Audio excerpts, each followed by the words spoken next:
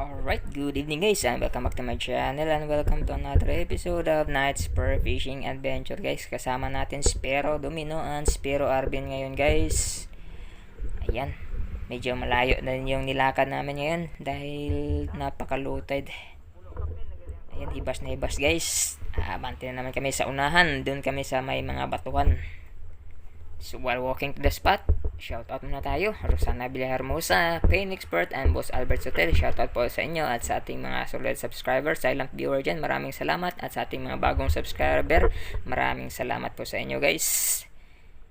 Tara, abante na tayo guys. Eto, unang huli natin. Good size na katambak. Ayos na to, pang ulam. Piti na pong bahawan guys. At ito guys, isang stonefish pero nasa buhangin. Stonefish, ayan, good size na kaya pinana ko na guys. Ayan. Pang ihaw. Masarap to pang ihaw guys. Pite. Kisi-kisi. Sa mga bago sa aking channel, baka naman please consider hitting the subscribe button and hit the notification bell para updated naman kayo sa mga walang kwentang videos ko. Right. So, etong kasunod. Isang katambak na naman, guys. Pwede na to. Kisi-kisi. Ayos na to pang ulam, guys.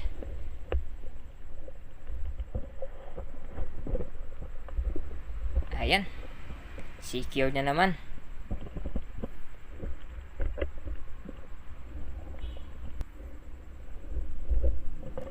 At eto pa. Isa pa. Pite. Taginot na naman guys. Kuridas. Pang-ulam lang naman yung hanap natin ngayon. So dito guys, isang sea turtle yung nakita ko. Nagpapahinga. Napakaamo guys. Ayan. Ayan. Pampaswerte. Pampaswerte. Sana surtihin tayo ngayon. So dito, abante tayo guys. Another blessings, isang talagbago.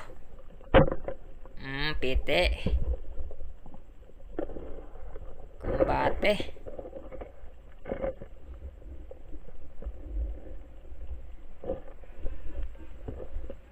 Tiningnan ko yung paligid, baka may kasama pa guys, pero wala na. Usually kasi dalawahan ito.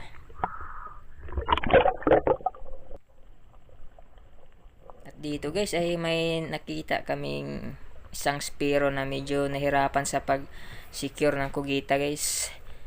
Tinulungan namin ni Spero Arvin kasi nagbe-blink siya, nagblinker, kaya pinuntahan namin.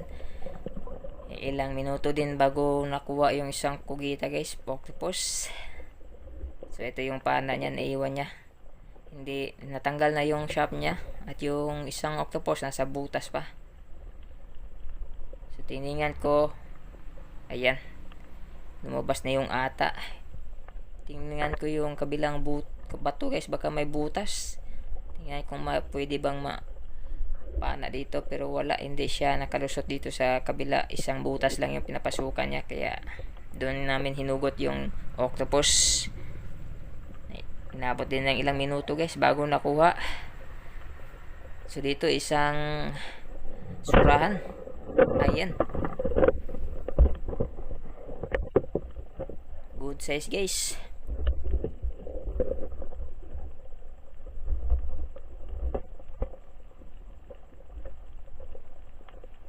Ayan, pang iyaw. Pwede na to isabay sa stonefish. Ihawin guys.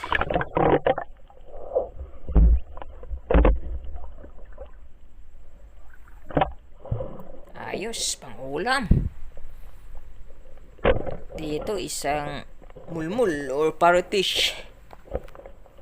Kinuha ko na isang piraso pang dagdag sa ating pang ulam. Ito pa yung episode bago mag fishing ban guys, kaya kuridas na rin guys.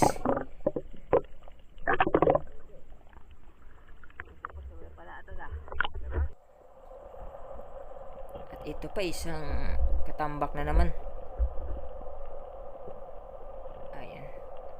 Doon tayo sa may magandang anggulo guys para sigurado lumusot yung shop natin.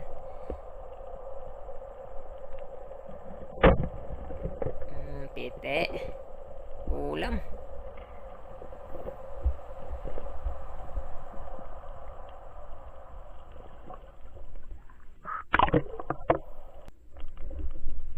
At dito guys, may nakita sana akong isang balawis kaso hindi ko natira, pumasok sa butas. Sayang, umikot ako sa kabilang butas hoping na makikita ko siya doon kaso hindi ko na nakita, hindi ko na alam kung saan pumasok yun. Good size pa naman, pang dagdag na sana yun. Pero okay lang, may pangulam lang naman tayo. Ayos na rin yun. So ito na, umahon na kami. Ayos, kaunti lang pero all goods pa rin. At si Spero Arvin ay nakapana ng isang good size na rabbit fish or kitong guys. Ayan o. Good size.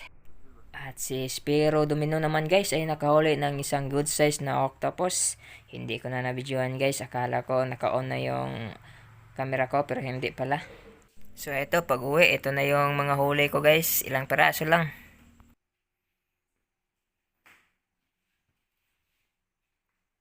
So the next day guys, ito na yung octopus na huli ko nung isang gabi. Ayan, ulam, simpleng luto lang, preto. Tapos, isawsaw na lang sa suka, all goods na. Ayan, medyo malambot yung kugita na to guys. Unlike yung medyo malalaki na talaga na ang kunat. Ito, all goods. Kain tayo guys, kain. Bungkag na naman ang bahaw nito guys. Honget, bungkag bahaw. Shush! Ayos na rin, pang ulam. Tamang-tama. May nahuhugot sa freezer during fishing ban period. Nakapag-stock ng octopus at saka yung ilang pirasong isda. Bungkag bahaw guys! Shush! Alright, that's all for this episode guys. Thank you so much for watching and see you next episode. This is Jerome in Disang Niwang and spear fishing is one of my way of living. Shash!